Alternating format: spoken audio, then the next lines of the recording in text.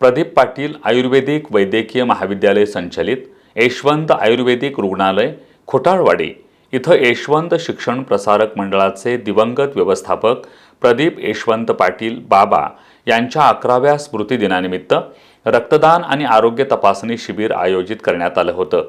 सद्भावना ज्योतीचं स्वागत करत आणि प्रदीप पाटील बाबा यांच्या प्रतिमेचं पूजन करून डॉक्टर सय्यद युसुफ यांच्या हस्ते या शिबिराचा शुभारंभ करण्यात आला।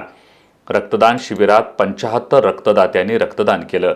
दरम्यान आरोग्य तपासणी शिबिर 20 जुलैपर्यंत चालणार असून जास्तीत जास्त लोकांनी शिबिराचा लाभ घ्यावा असं आवाहन संस्थेचे सचिव डॉक्टर जयंत पाटील यांनी केलंय।